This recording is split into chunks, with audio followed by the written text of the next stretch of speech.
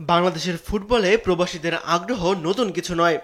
২০১৩ সালে ডেনমার্ক প্রবাসী জামাল ভুঁইয়া প্রথম বাংলাদেশ জাতীয় দলে খেলার সুযোগ পান। এরপর ফিনল্যান্ডে জন্ম নেওয়া তারিক কাজীও যোগ দেন লাল সবুজ শিবিরে। তবে সবকিছু ছাপিয়ে গেছে ইংলিশ প্রিমিয়ার লিগ খেলা হামজা চৌধুরীর অন্তর্ভুক্তি। হামজার সফল অভিষেকের পর থেকেই প্রবাসী বাংলাদেশি ফুটবলারদের আগ্রহ বেড়েছে বহু গুণে। বাংলাদেশ ফুটবল ফেডারেশনের তথ্য মতে নতুন করে ১৩টি দেশের ৩২ জন ফুটবলার বাংলাদেশের হয়ে খেলার আগ্রহ প্রকাশ করেছেন।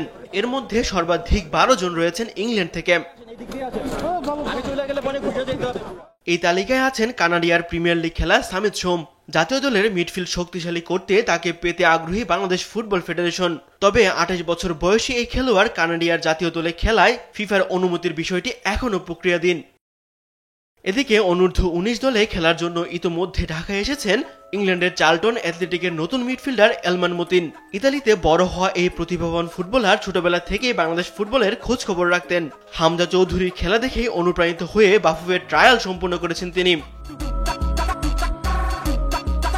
এছাড়া অনূর্ধ্ব ১৯ দলের জন্য যুক্তরাষ্ট্রের যমজ ভাই রোনান ও ডেকলান সুলিভান রয়েছেন আলোচনায়। যদিও তাদের বড় ভাই কুইন ও ছোট ভাই কাভান সুলিভান যুক্তরাষ্ট্রে হয়ে খেলার সিদ্ধান্ত নিয়েছেন।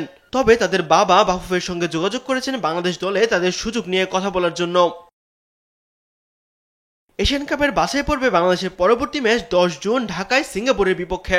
নতুন কোনো প্রবাসী ফুটবলার এই সময়ের মধ্যে লাল সবুজ শিবিরে যোগ দিবেন কিনা তা এখনো নিশ্চিত নয়।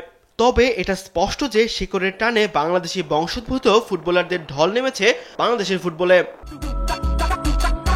তাসবিহ শরণ, স্পোর্টস ডেস্ক, দেশ টিভি।